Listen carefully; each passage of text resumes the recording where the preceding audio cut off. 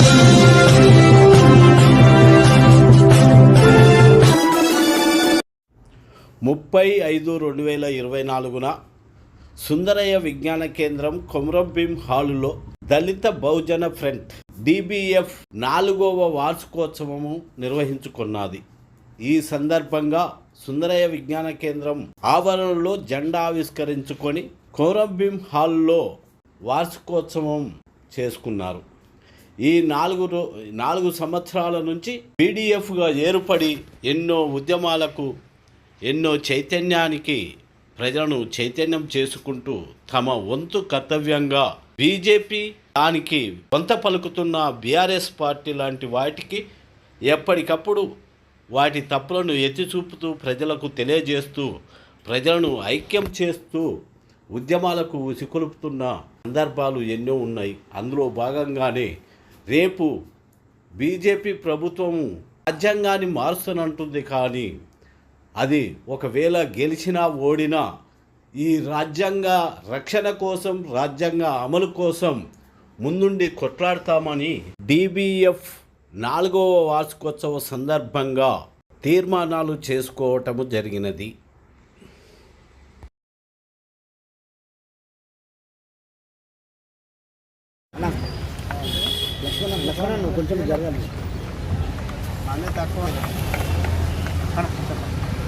అందరికీ జై భీమ్. ఇవాళ హైదరాబాద్లో దళిత్ బహుజన్ ఫ్రంట్ DBF తెలంగాణ రాష్ట్ర 4వ మహాసభ జరుగుతూ ఉంది. ఈ మహాసభలో భారత రాజ్యాంగాన్ని పరిరక్షించుకునే అంశం పైన చర్చించుకోవడం జరుగుతుంది. ఏవైతే దళితులు ఎదుర్కొంటున్నారో భూమి, ఉపాధి, విద్య, వైద్యము అనేక అంశాలపైన ఈ మహాసభలో చర్చించి ఒక కార్యాచరణ తీసుకుంటాం. ప్రధానంగా ఇవాళ దేశవ్యాప్తంగా మొత్తం భారత రాజ్యాంగాన్ని మారుస్తామని చెప్పి వాళ్ళ బీజేపీ ఏదైతే చెబుతా ఉందో 400 సీట్లు వస్తే ఆ రాజకీయాలు ఒక రేపు పొద్దుగాల వాళ్ళు గెలిచినా ఓడినా రాజ్యాంగాన్ని రక్షించుకున్నామని ఒక ఏదైతే ఒక ఉద్యమం ఉందో ఆ ఉద్యమాన్ని నిర్మించడానికి ఒక ఐక్య ఉద్యమం నిర్మించడానికి ఈ మహాసభ తీర్మానం చేయబోతుంది. అనేక అంశాలు తెలంగాణ కేంద్రంగా తెలంగాణ రాష్ట్ర వ్యాప్తంగా దళితులు ఎదుర్కొంటున్న అనేక అంశాలు ఇక్కడ ప్రభుత్వం హామీలు ఇచ్చింది. అది అంబేద్కర్ భరోసా కావచ్చు, గ్యారంటీలు కావచ్చు, ఇవన్నిటి అమలు పైన చర్చించి ఒక కార్యాచరణ తీసుకోబోతున్నాం. నా పేరు కొరి వినయ్ కుమార్, దళిత బహుజన ఫ్రంట్ వ్యవస్థాపక అధ్యక్షుడు. 30 సంవత్సరాలుగా దళిత బహుజన ఉద్యమాన్ని దళిత బహుజన ఫ్రంట్ పేరుతో నిర్వహిస్తూ ఉన్నాం. అనేక అంశాల మీద పనిచేస్తాం. ప్రభుత్వం సృష్టించినటువంటి అనేక పథకాలని మానిటర్ చేయటం, సంక్షేమ పథకాలు సరిగ్గా అమలు జరిగేటట్టుగా కార్యాచరణ రూపొందించడం, రక్షణ చట్టాలని అమలు చేసేటట్టుగా పనిచేయటం, విద్యార్థులకి ఉన్నత నాణ్యమైన విద్యని అందించడం కోసం పనిచేయటం, దళితుల హక్కుల కోసం దేశవ్యాప్తంగా రాష్ట్ర వ్యాప్తంగా గ్రామాల్లో ప్రాంతాల వారీగా అనేక ఆందోళనలు చేస్తా ఉన్నాం. ఇవన్నిటిని సమీక్షించుకొని ఈరోజు ఈ రాష్ట్రంలో ఈ దేశంలో జరుగుతున్న సామాజిక రాజకీయ అంశాలపై చర్చించి ఒక రాజకీయ తీర్మానాన్ని దళిత బహుజన ఫ్రంట్ 4వ మహాసభ తీర్మానం చేయబోతుంది. ప్రధానంగా ఈ దేశం 400 సీట్లని మాకు ఇవ్వండి, ఈ రాజ్యాంగాన్ని మారుస్తామని స్వయంగా ప్రధానమంత్రి మోడీ గారు, హోంమంత్రి అమిత్ షా గారు చెప్తా ఉన్నారు. రాజ్యాంగాన్ని మార్చడానికి ఓటు అడుగుతున్నారు. రాజ్యాంగాన్ని కాపాడుకోవడం కోసం ఓట్లని తిరస్కరిస్తూ ఎన్డీఏ కూటమికి వ్యతిరేకంగా పెద్ద ఎత్తున దేశంలో ఉద్యమాలు నడుస్తున్నాయి. అందులో భాగంగా దళిత బహుజన ఫ్రంట్ అగ్రభాగాన్ని నిలబడి పనిచేస్తుంది. రాజ్యాంగ పరిరక్షణ, రాజ్యాంగ అమలు కోసం పనిచేస్తున్నాం. దళిత హక్కులు, సామాజిక ఉద్యమకారుల యొక్క చైతన్యంతో సమిష్టి ఉద్యమాలు నిర్మించి రాజ్యాంగ పరిరక్షణ అమలు కోసం ఈ రాష్ట్రంలో ఈ కొత్త ప్రభుత్వానికి సూచన చేస్తా ఉన్నాం. మీరు చేసిన వాగ్దానాలను అమలు చేయాలని, ఆ వాగ్దానాలని నీటి మూటలు కాకుండా చేతల్లో చూపించాలని, కార్యాచరణ చేయాలని, దానికి సామాజిక ఉద్యమాల్ని భాగస్వామ్యం చేయాలని కూడా ఈ సందర్భంగా కోరుతాం. అంతం చేస్తామని చెప్పి ఊరు తిరిగాము.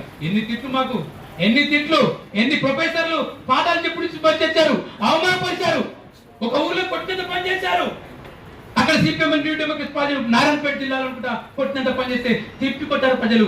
ఎక్కడ అక్కడ నిన్న కాక మొన్న కేంద్ర ఎన్నికలు జరిగినప్పుడు అదే తెలంగాణ జాగో ఆధ్వర్యంలో మొత్తం రాష్ట్ర వ్యాప్తంగా బస్సు యాత్ర చేస్తే ఎక్కడికక్కడ మనం అనుకుంటున్నాం బీజేపీ ఏడుంది బాయ్, జై భీమ్ గెలుస్తుంది, మేము జై భీమ్ కండు వేస్తున్నాం చెప్తున్నారు. కానీ ఎవడు వ్యతిరేకించాడు ఎరికేనా? మా పట్టాన రోజు పెడుతుంటాడు. ఎవడు వ్యతిరేకించి ఎరికేనా? ఎస్సీలు బీసీలు ఇవాళ మనువాదం ఐక్యంలో ఉన్నారు. ఆ మనువాదం ఐక్యం నుంచి తీసుకురావాల్సిన బాధ్యత ఎవరిది? DBF కదా, మనలాంటి దళిత శక్తి ఉంది కాదా? ఇవాళ కానీ మనోడు ఇవాళ అక్కడ జెండా ఎత్తుతున్నాడు, అక్కడ జై శ్రీరామ్ అంటాడు. జై శ్రీరామ్కు జై భీమ్కి యుద్ధం జరుగుతుందని మా ఎల్లన్న మొన్న ఒక అంబేద్కర్ విగ్రహం పెడితే అక్కడ ప్రకటించాం. ఈనాడు ఫస్ట్ పేజ్ రాశాడు, రాబోయే యుద్ధం ఏమైనా ఈ చరిత్రలో తెలంగాణలో ఈ దేశంలో ఉందంటే జై భీమ్కు జై శ్రీరామ్కు మధ్య జరుగుతుందని చెప్పి శంకర్ గారు చెప్పినని చెప్పి ఈనాడు ఫస్ట్ పేజ్ రాసింది. ఇవాళ DBF అదే నమ్ముతుంది. ఇవాళ DBF నమ్ముతుంది. ఇవాళ చివరిలో కొన్ని తీర్మానం చేసుకోబోతున్నాం. ఇట్లా అనేక అంశాల చుట్టూ స్కిల్ డెవలప్మెంట్ కోసం పనిచేసింది DBF. విద్యార్థులందరినీ జమ చేసి దళిత విద్యార్థులందరినీ మా ప్రభాకర్ ఇక్కడ 300 మందికి ట్రైనింగ్ ఇచ్చాం. మేము 300 మందికి ట్రైనింగ్ ఇచ్చాం. సిద్దిపేట ఎస్సీ కార్పొరేషన్ తో కలిసి పనిచేసాం, కామారెడ్డి ఎస్సీ కార్పొరేషన్ పనిచేసాం, వరంగల్ ఎస్సీ కార్పొరేషన్ తో కలిసి పనిచేసాం. ఇట్లా ప్రభుత్వంలో ఉన్న అన్ని కార్పొరేషన్ తో పనిచేసాం.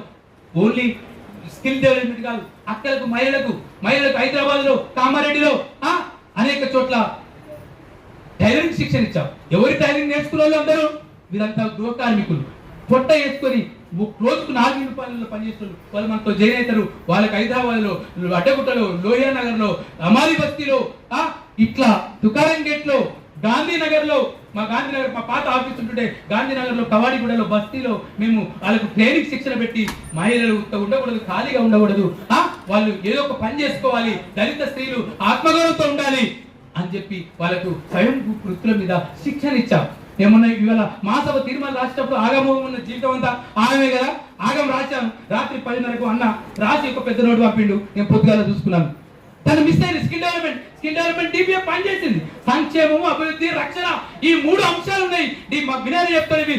ఈ 3 అంశాల చుట్టూ DBF రాజీలేని పోరాటం చేస్తుంది. మిత్రులారా, దళితులకు సంక్షేమం కావాలని చెప్పి, దళితులకు అభివృద్ధి కావాలని చెప్పి, దళితులకు రక్షణ కావాలా. ఇక్కడ మానవ హక్కుల కమిషన్ చైర్మన్ లేడు, ఇక్కడ బాల హక్కుల కమిషన్ చైర్మన్ లేడు, ఇక్కడ మహిళా కమిషన్ చైర్మన్ లేడు.